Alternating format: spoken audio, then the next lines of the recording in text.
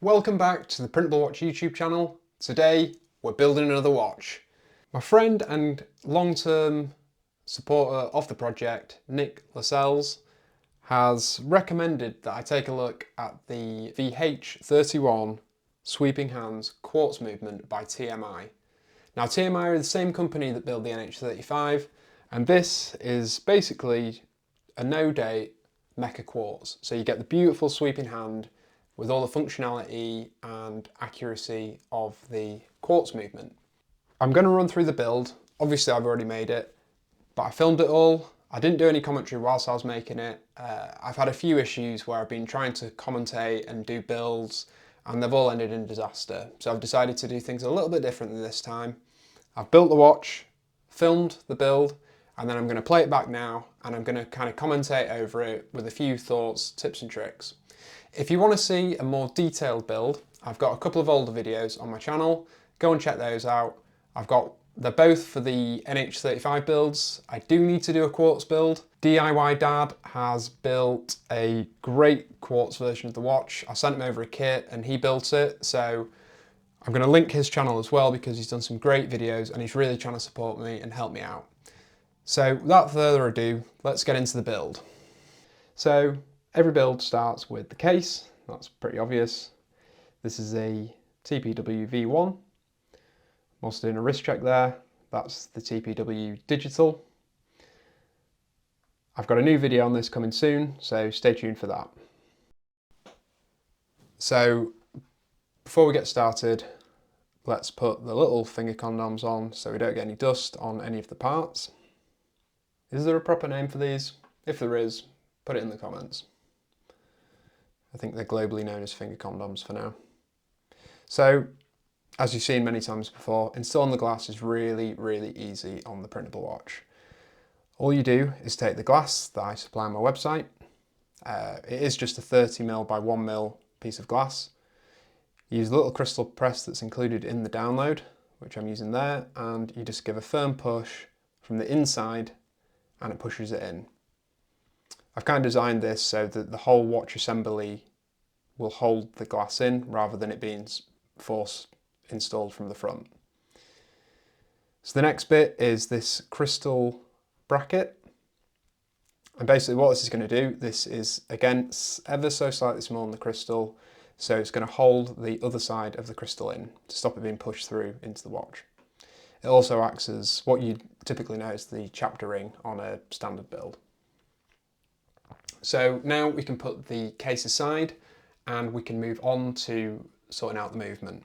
So this is the new movement bracket that I've developed. This is specific for the NH31 movement. I just move camera angle here so we can see it a little bit closer, and I'm just getting the movement out the little case it comes in. There we go, there it is. So it's a pretty little movement. It feels a lot more robust than working with an automatic movement. There's no big gears and springs that you can see. So there we are, it just clips straight in place. It does kind of friction fit, there's no clamping in place. The way I've designed the bracket is it's almost like a leaf spring to hold it in place.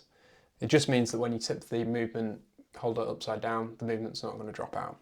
I'm now going to show you the dial that I've gone for. Now this is a Grand Seiko snowflake-esque dial. Obviously it's nothing like a snowflake dial, but it's as close as I can afford at the moment. Now the pinholes on the bracket are the same as you're used to using for an NH35. So remove whatever pins you don't need on the bottom of the dial. Obviously I've done this off camera like an idiot, so you can't really see what's going on, but all I'm doing is using some pliers and twisting them off. I don't cut them, I just grab them and twist them until they drop off. And there we have it. Now that is looking beautiful already. So this brings me nicely on to everybody's favourite part of the build, which is of course installing hands. Surprisingly, hands aren't that difficult to install in this movement. It's actually been the easiest one I've found to work with. They are slightly different to your standard NH35 ones. I'll put the sizes below, but I do sell hands that suit this movement. They're, funnily enough, the same that work with the Miyota movement that I sell. So if you've already built a quartz watch, it's the same hands, and that's why you might recognise them. So here we are, starting off with the hour hand like you normally would, line it up to 12 o'clock as much as you can. And as you can see there, it's going on really nicely.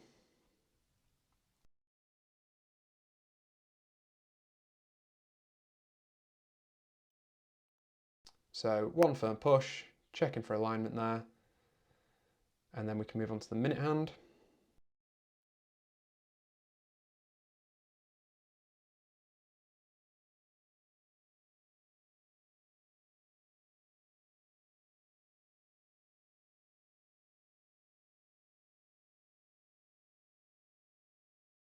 Okay, once I'm happy with the minute hand, then move on to the second hand. Now, do take your time with the second hand. This is the point where you will fail at your project. You'll force the minute hand on, it won't work, and you'll either break the hand, or worse, you'll break the movement. It happens all the time. I've done it and ended up having watches without a second hand. So just take your time. If it's not working, just have a little break and come back to it with some fresh eyes. My other tip is to have a light shining towards you so you can clearly see where it's going on. But I managed to get this one on pretty easy actually. There we are. I line up the movement and dial assembly and lay the case on top. That's it. I give it a little push down. And then once we flip it over, so I'm just checking for fitment there and everything's looking good. Now the next and sort of final step really is the crown. The crowns are the same as we're used to. I'm using one of my new crown designs here. If you don't know, I released 4 new crowns absolutely for free. These all work with your existing builds, so go and check them out.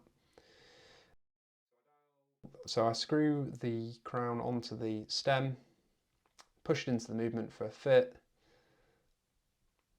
and we're a little bit short, or the stem's a little bit long, but it gives me a chance to just check the clearance on the hands, so I can spin this round, check that we're not getting any clashes, and that everything's looking good.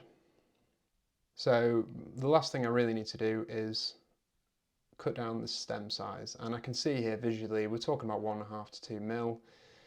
I basically did this by eye, just because I've made quite a few of these. I kind of have a feel for how much I need to cut off. If you're doing this for your first time, I would recommend using some calipers. It does make your life a lot easier and you can accurately cut off exactly the amount of stem you need to. And then what I'm going to do is I'm just going to put a drop of super glue on the stem before I screw it into the crown. You literally need a drop. Don't put too much on at this stage. Put too much on, you might end up sticking the crown to the case. So you see, I just push the stem into the glue before installing it onto the crown.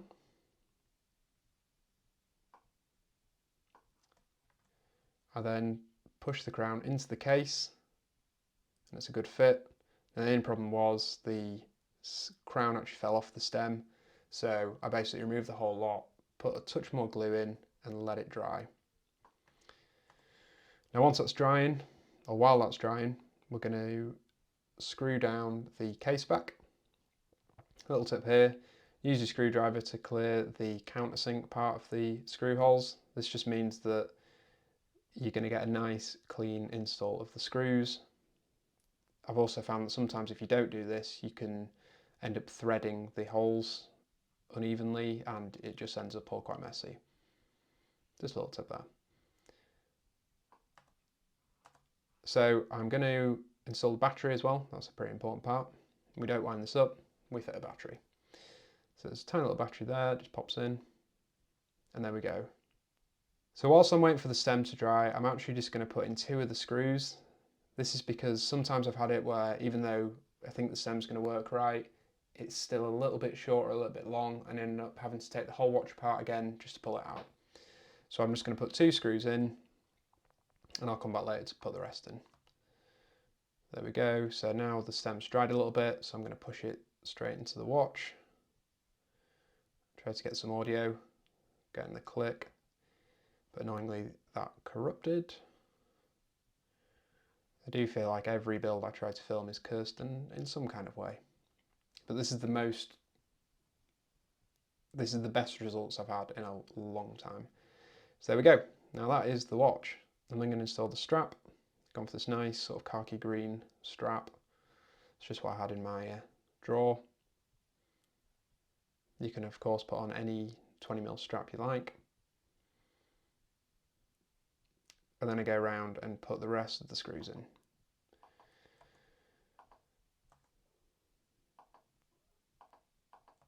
Once they're all in, the watch is basically done. So that is the watch build. What do you think? Do you think this could be a contender for your new go-to movement? Was this the first 3D printed watch you've seen? If so, welcome to the channel. Do give it a go.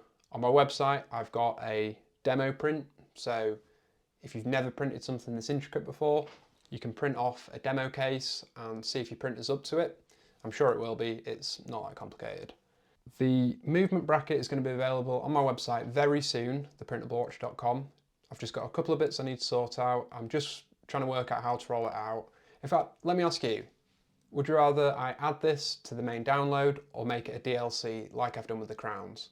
Because not everybody's going to want to download this, and I feel like every time I want to push a little update, I'm bombarding hundreds of people who have downloaded this with tiny little updates, and it might just be annoying. So you let me know in the comments what you'd prefer, separate files or pushed out as an update. If you've got any questions or you want to give this a go, do let me know. The best place to follow me is on Instagram at @theprintable_watch. You can go on my website, theprintablewatch.com, or subscribe to me here. I've got loads of content coming. I've already got quite a lot going back now, and my rankings are starting to go up, so it's great to see the channel grow. I'm going to roll a bit of B-roll now of the watch, and I'll see you in the next one.